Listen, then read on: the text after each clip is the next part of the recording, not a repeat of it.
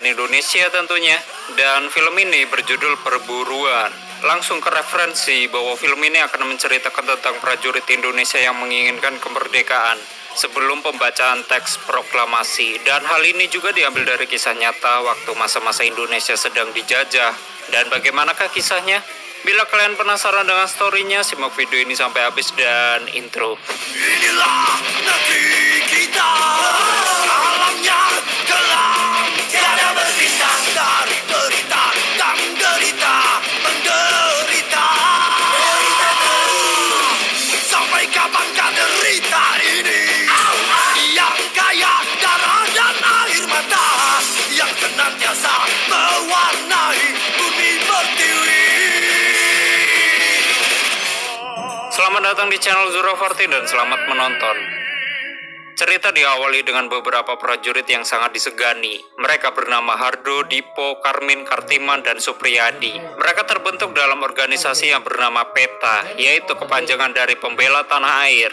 Kemudian Hardo dan Dipo diberi kabar oleh Kartiman tentang Supriyadi. Saudara Supriyadi baru bertemu dengan Bung Karno. Bahwa dia sudah bertemu dengan Soekarno untuk membantu memberontak dengan Nippon. Bung Karno menolak untuk membantu.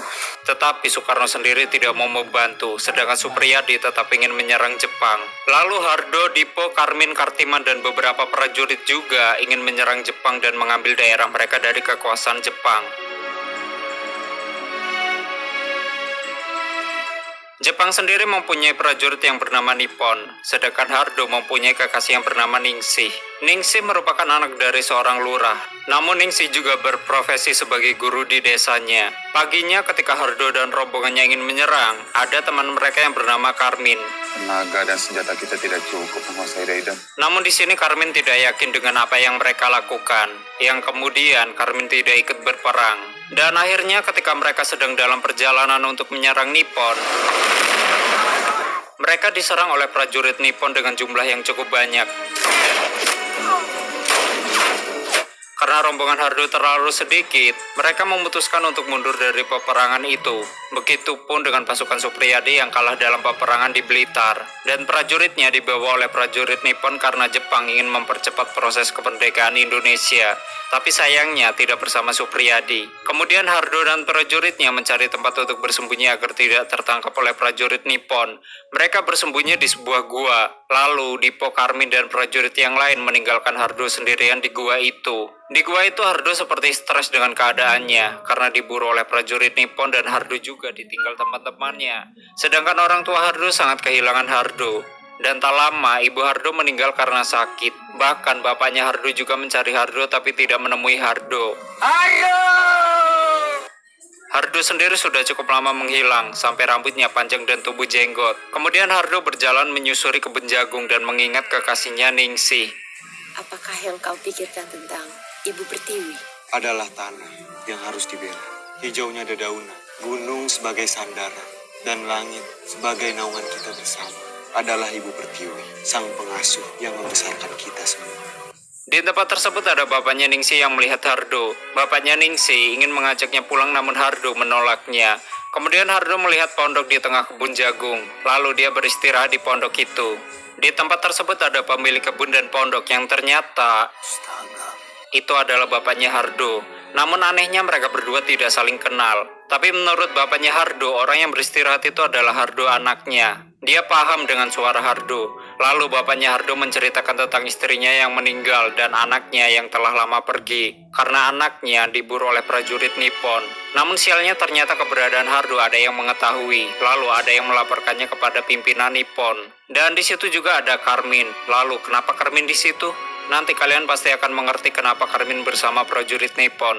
Karena semua orang menganggap kalau Karmin berkhianat kepada PETA. Kemudian Karmin dan prajurit Nippon mulai menelusuri tempat-tempat yang dicurigai keberadaan Hardo, termasuk kebun jagung milik ayahnya Hardo. Ketika mencari di bawah jembatan, di situ ada Pak Lurah. Pak Lurah sendiri bilang kalau dia melihat Hardo. Lalu pemimpin Nippon yaitu Shido Kadono meminta Pak Lurah untuk memberitahu siapa kekasih dari Hardo. Dan Pak Lurah memberitahu kekasih Hardo. Siapa Ningsih? Kekasih Hardo adalah Ningsih, anaknya sendiri, kan tolol. Anaknya sendiri dikasih ke Nippon. Bapak pintar sekali.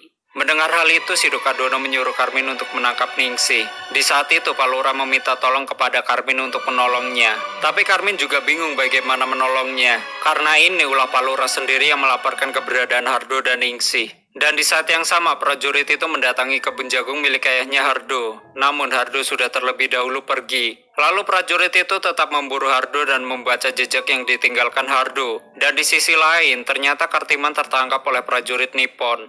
Namun tak berselang lama Kartiman dibebaskan, karena Kartiman bukan orang yang mereka cari. Keesokan harinya ada beberapa prajurit Nippon datang ke sekolahan untuk sekolah. Bukan. Maksudnya prajurit itu datang untuk mencari jejak keberadaan Hardo. Namun mereka tidak menemukan apa-apa dan hal itu sia-sia. Sedangkan Karmin datang menemui Ningsih dan memberitahu semuanya tentang apa yang dilakukan oleh ayahnya. Semua ini disebabkan oleh pengkhianatan besar oleh bapakmu sendiri. Yang kemudian memberi pesan kepada Ningsih. Pesan apa yang kau bawa? Bahwa aku menyesali keingkaranku. Di sisi lain, Hardo tiba di kolong jembatan dan bertemu dengan Dipo yang sudah dulu berada di situ. Tak lama kemudian Kartiman datang dengan tergesa-gesa. Lalu Kartiman bercerita bahwa semalam Kartiman bertemu dengan kakaknya. Mulai saat ini, lepaslah engkau dari penderitaan yang diterbitkan oleh penderianmu itu. Dan kakaknya juga memberitahu kalau Jepang sudah menyerah dan sebentar lagi akan merdeka. Tak berselang lama, si Dono datang menemui Ningsih. Dia memaksa Ningsih untuk memberitahu keberadaan Hardo. Namun terdengar sebuah teriakan warga yang mengucapkan, "Merdeka!"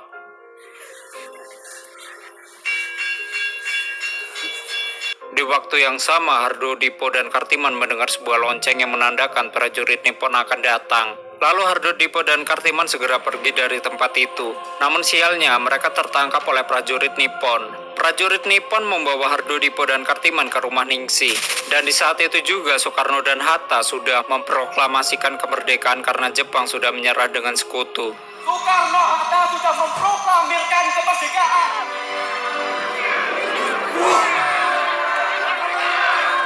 Di sana, seluruh warga ingin membunuh si Dono. Namun si Dono melawan dengan senjatanya. Dan di sini si Dono juga menembak beberapa warga. Lalu Karmin melawan si Dono karena ingin menembak Hardo.